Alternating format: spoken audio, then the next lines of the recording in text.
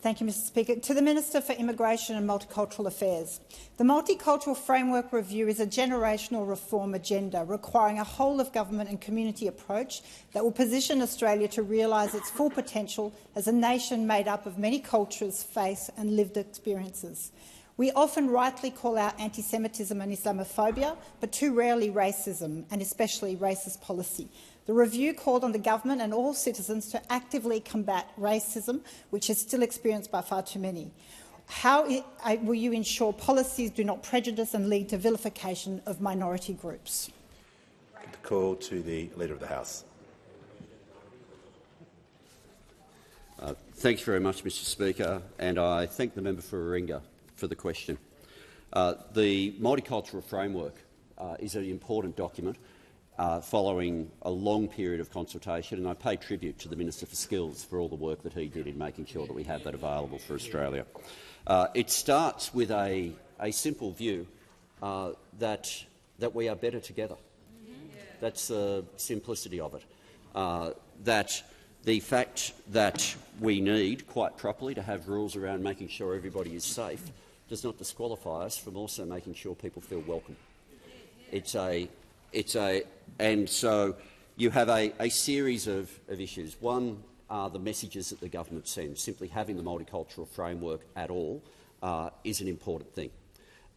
Secondly, some of the funding measures that have been decided on that flow from that give particularly some of the emerging communities a better capacity is important work as well. And effectively you end up with three sorts of events. You get some events where people get to celebrate their heritage, other events where it's one big celebration and we all celebrate it together, and other opportunities to learn from each other and to understand each other's stories. And you need to thread through all of those. But the other part of it, which is we've spoken about the way we talk, and you've referred to racism, but the way we talk very much in the context of the recommendations from the Director-General of ASIO. And that's important. It's also a conversation that really did begin long before that. And if there is one thing that I hope we have now resolved, I hope we have put away the arguments that we had to deal with for 9 long years of being told that we needed to lower our protections against racial hate speech.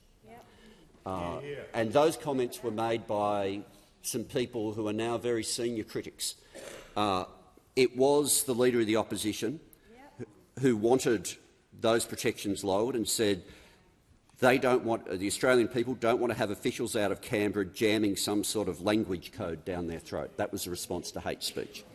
Senator Patterson said if it was up to me, we'd put an 18C repeal bill every day of the week until it passes. The now Shadow Minister for Defence said that's why we have defamation law. We don't need 18C to sort these issues out. And I put to those who are in a similar position to me and to the member for Warringah, neither you nor me, member for Warringah, will experience racism at any point in our lives in Australia. But our neighbours will and our friends will. And words can be bullets.